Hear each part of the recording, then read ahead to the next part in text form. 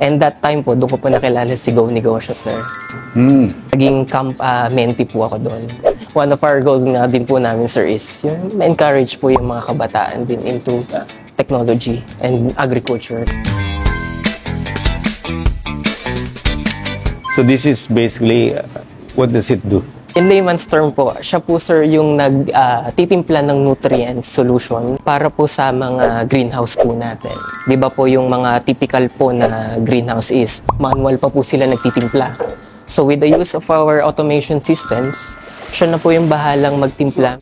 Yung po yung dinidilig the irrigation water po. So with the irrigation system po yan, sir, is sinasamahan po yun ng nutrients na kailangan po nating mga halaman. It is installed po sa mga greenhouse and may mga pump po siya. And then ito po yung kumbaga utak, sir, mga brain ng mga motors. Sinong gumawa nito? Ako po, sir, nag-develop po nitong system na to. Yung component po, sir, in-outsource ko na po ito sa iba. Why did greenhouse become your passion? It started po noong pandemic, sir. That time po is, yung daddy ko po is nag-retire na. And then he pursued farming. Saan ang farm niyo? Sa Calatagan, Batangas po. Doon ko po una na-experience, sir, yung hirap ng manual labor sa field. So naisip ko, what if i-improve natin itong mga some processes and integrate yung mga technologies po na ito. So since ako po ay may background ng IT, ng computer engineering, na-combine ko po siya. I create a sample, kumbaga. Sa bahay lang po, parang taga-dilig lang. Parang simpleng taga-dilig po ng mga halaman. And that time po, doon ko po nakilala si Go Negosyo, sir. Naging camp mentee po ako doon. The camp, okay, that's online eh. Yes, sir. That's online. Madidiscarding kabataan. Okay. So, pioneer po kami. Isa po sa mentor ko po doon si Sir Mike Caballes of Bukid Amara. Sabi niya po, punta daw po ako sa kanila, sa farm po nila, para bigyan po ako ng insight. Kumbaga doon sa ano po ba meron pa sa agriculture.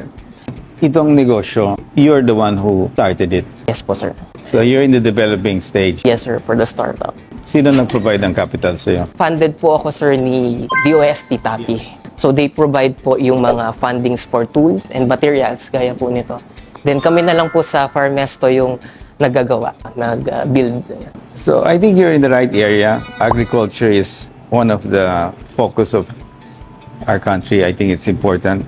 Marami sa mga micro, small natin ay farmers. Many people don't want to get into farming because it's not, sexy. They don't see a farmer driving a nice car. So we want to change that. No? So with something like this, where it will increase the productivity, it gives a better chance that the farmers will be making more money. And I think that's the approach. We really want to help our farmers. In fact, we have a program here. We have a group called the Calap Group. No?